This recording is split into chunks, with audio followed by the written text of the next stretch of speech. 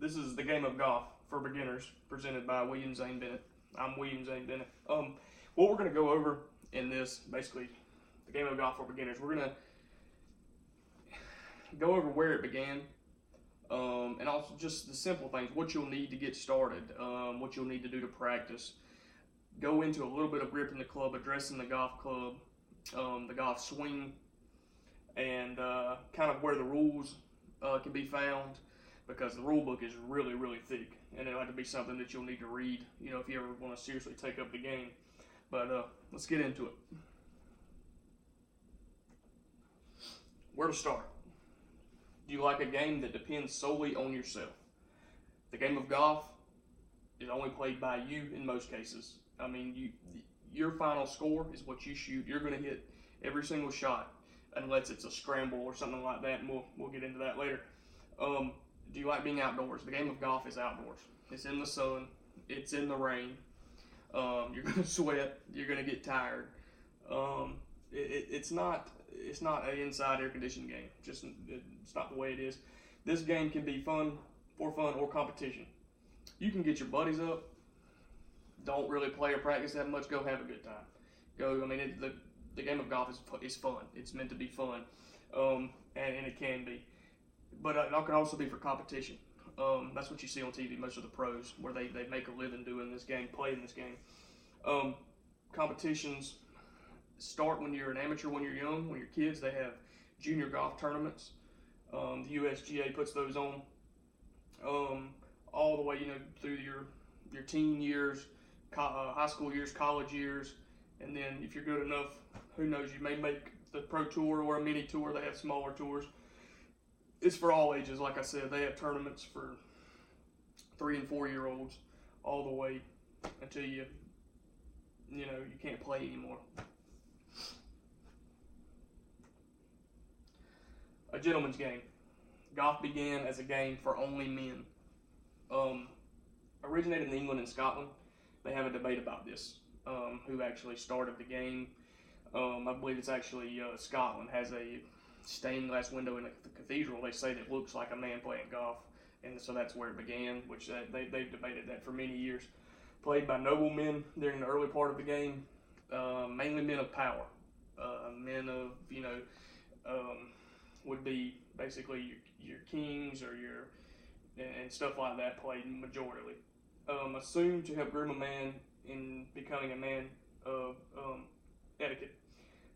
Wanted to teach the man to be polite, how to carry on proper conversations, and to network, talking to other people, getting to know people. Although now the game is available to everyone. I mean, anyone can play now. Doesn't matter how much money you have, where you're from, what you do for a living, anyone can play. Equipment. Start with the clubs. You'll need clubs because you got to hit the golf ball. Drivers, irons, wedges, putters. There's a picture here which drivers are these up here. These are your irons and your putter here, which putters come in all different shapes and sizes and funky shapes that they come up with. Which I have my wedge here actually, that I use, which is similar to what's here. Your bag, you'll need something to put your clubs in. Stand bags, which are bags that actually have legs on that pop out and stand by themselves. Cart bags and tour bags. Like cart bags, obviously, is in the name, is meant for carts. Tour bags look similar, a lot bigger, made to carry a little more. Those are more generally geared towards, obviously, the guys on tour. They have the bigger bags, have their names on them and their sponsors and all that good stuff. Golf balls, 2-piece, 3-piece, doesn't matter once you first start. You need to learn how to hit the golf ball first, which can be a chore in itself. But 2-piece, 3-piece, there can be 2 pieces to the ball, which all layer down. 3 pieces, same exact thing. Inside the ball used to, when it, in the early stages, actually was feathers that they had glued together into a ball. Kind of transformed into there to being a harder ball, but being the yarn wound up inside. And we're leaning towards more of this, which is a polyurethane cover with a gel base in it that's been hardened so the ball can compress, it can bounce. Apparel, I have on polo shirt here, as you can see, khaki shorts, visors, caps. These are the shoes, golf shoes. Golf shoes that have soft spikes. They don't do the metal spikes anymore, way like they did probably 15 years ago. Kind of helps keep the course in better shape. That way, not have as much maintenance as needed, because a metal spike will tear up grass. Bad. But back to the apparel, the polo shirts. I mean, it's like I said from the beginning, it's geared more towards a gentleman's game. They obviously advanced and evolved from that, but they still want, to look, what's the best way? Classy. You say classy, but it's more business, I guess, because it's a gentleman's game. Practice makes perfect. You'll need a place to practice, which can be anywhere. They make nets that you can put in your backyard and hit golf balls into, work on your swing. You see guys in movies sometimes where they're putting in the office and putting on their carpet into like a cup or a coffee mug can help with your putting. Also your country clubs and your local golf clubs have driving ranges where you can go and buy a bucket of golf balls, go to the range, practice, work on your swing. They also have usually practice putting greens where you can go and work on your putting, and things of that nature, chipping around the green and things of that nature. Golf instructors vary from skill level to how much they charge and what length of time. Usually the length of time is from 30 minutes is the least they'll take someone to an hour and 15 minutes. Brain after that, when it comes to learning and processing things, it's hard for it to recall. And plus, golf is a very muscle memory game. You have to, it's one swing that you learn to do over and over. It's a lot of repetitiveness, and you don't want to wear yourself out. Once your muscles get wore down, it's not going to retain any of the information you're trying to get it to keep. And willingness to fail, in my opinion, is the hardest sport to play and to learn. I mean, you're going to go through times where you want to quit, and if you want to play serious, if not, if you want to play for fun, it doesn't matter. You can swing till the cows come home, but it's a fun game. But if you're not always going to be good at it. It's a very humbling sport. Gripping the golf club. You can see step one here, which for right-handed golfers, they take the bottom hand, place it like so, and bottom hand intertwines. It's called a lock and grip, and they roll over the top hand and they make a V that runs up to their shoulder, which is, I'll try to show you here. See, the best way to put it. In which step two is showing the steps in the grip in the club. There's different ways to grip it. It doesn't have to be done this way. Each individual's golf swing is different. There's never one the same.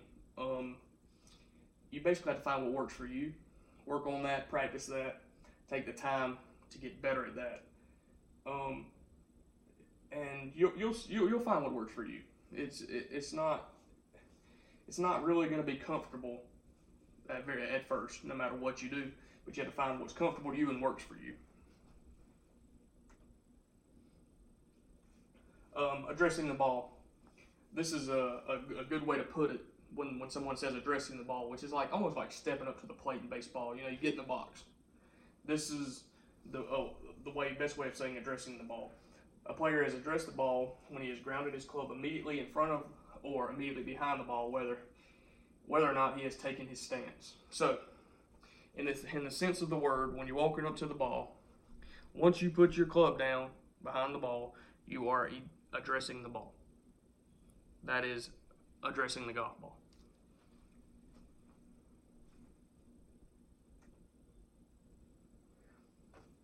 Addressing the ball continued. This is more of where the ball should be in the placement once you've addressed where it should be at in your stance. The driver is played off the front foot, which is the farthest up, because the swing has got to finish up more to launch the ball. It needs to be more in the front. 4 and 3 iron in fairway woods. Be a hair back in your stance compared to the driver. 7, 6, and 5. More middle cut. Still got to get a little loft. It's not as far. It's more middle cut. wedges 9 and 8 iron, play more back in your stance. Which he's showing here to play in the middle, which is fine. Different people have different swings, depth, and all of that, which is something that's that's something you have to get in with an instructor or when someone has a lot of time to discuss that. But I played mine more in the back, right in this area. The golf swing. First step is the back swing, which is here. He's taking the club back. Back swing is back to here. Keep your head down. You have to keep your head down at all times. Keep your eye on the ball. Once at the top of your swing, you begin the downswing, which is coming back down to hit the golf ball. During the downswing, begin downswing, but don't allow your hands to get ahead of your hips during the turn. Because what you'll do, once you get here and you come down, you can't let your hands get ahead of your hips. You have to turn your hips with the golf swing. Finish with your belt buckle towards the target. When you line up to aim, you'll face the target. You'll know when you're lined up. When you finish, you've got to turn your hips through and point. You want your belt buckle pointing towards the target. The rules of golf. USGA, United States Golf Association, created in 1894. USGA, United States Golf Association, is a governing body that oversees the rules of golf. Simple, they are the last say so. What they say goes in a tournament. Now, if you and your buddies want to go out and play, like I've said in the beginning, you make up your own rules. But as far as when it comes to any competition or anything like that, these are the rules that apply. They have a thick book. You can get the book online. They actually make them travel size. You can stick them in your back pocket or your golf bag and take it with you, which would be a good practice if you plan on becoming a little more serious or just want to learn the game. It's a very good source to go to when you have in question during a round. The GHIN, pronounced GIN, which is an acronym that stands for the Golf Handicap and Information Network, which is a handicapping service provided by the United States Golf Association to participating associations and clubs. This right here was created to know and keep track of how good golfers are. All the way from the beginners, intermediate, to the very best, all have handicaps. I mean, it basically takes your 10 scores, you can input 10 scores into the system, drops your lowest and your highest, and gives you an average. And lets you know where you stand against other golfers in the means of average score. Basically is what it boils down to.